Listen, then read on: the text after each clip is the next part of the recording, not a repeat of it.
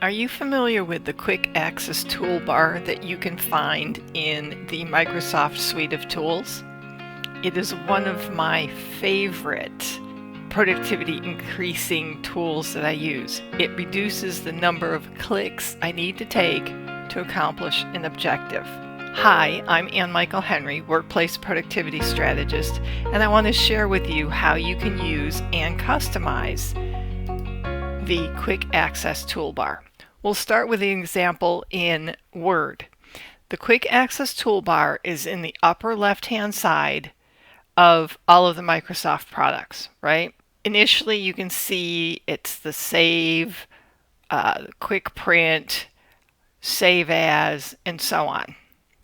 You'll notice here I also have one that says New Blank Document. I've added that because I'm regularly working on something and discover that, oh, I need to capture some notes or start a new document, and just open that up, capture what I need to capture, and then get back to what I was doing. So how did I add that? How do you customize that? Because all of this Quick Access Toolbar is customizable by product, by Microsoft product. So when you click on the drop-down arrow at the end of that list of icons, you'll see a number of different things that you can add or delete, right? It's totally up to you. What I'd like you to do is take a look at More Commands. And what appears is a list of additional commands. And what these are commands from all of the other ribbons in Microsoft. You will notice that they're listing them by popular commands, and on the left-hand side are all those popular commands. On the right-hand side are the ones that you already have in your Quick Access Toolbar. So first, let's go ahead and change that to All Commands. And it will list all of the commands from all of the ribbons across Word. All right, so here we go. I'm going to add in some of the things that I use regularly. So I'm going to scroll down. I don't mean to make you dizzy, but you can see that the list is crazy long, which is really quite cool because, like I said, you get to customize your tool, what you're using to accomplish your work. And that is the key to productivity, is finding the process and the flow that works best for you. So I want to add insert comment. I'm going to click on that and add it to the right hand side. I regularly use tables, so I want to insert table, and then I like to add page numbers, right? So we'll scroll down here a little bit more. We will add in page numbers. If you want to change how these are listed on that line, you can click on it and move it up, move it down, however you want to set it up. Again, customizable. We're going to say OK. So now I'm in my document, and if I'd like to add a table, instead of going to Insert Table and so on, I simply click Table. I want a 4-column one that's 8 rows long, and I click OK.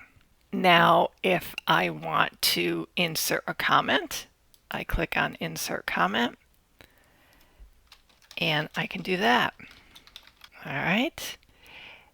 And then lastly, back here on my page, I can add page numbers to the bottom of the page. And there we go. Page numbers at the bottom of the page. So that Quick Access Toolbar allows you to put your frequently used tools, icons, whatever, in Microsoft Word. What's also really nice is that you can show it below the ribbon.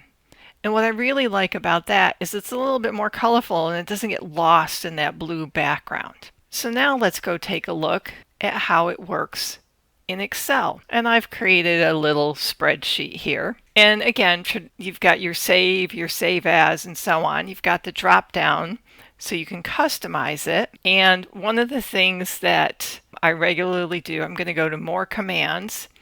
And this is a popular commands, and right away I see one that I use regularly. I like to freeze my panes. So I oftentimes have long columns in the left-hand side and then multiple columns across the top. So I'm scrolling, but I'd like to keep my framework there. So I want to add that. So I'm going to add that. Then I'll switch to all commands, and I'd like graphs and charts.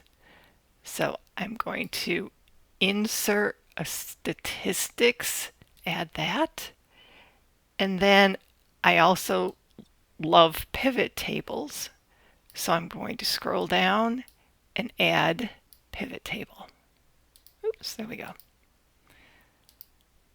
So now all of that functionality is there.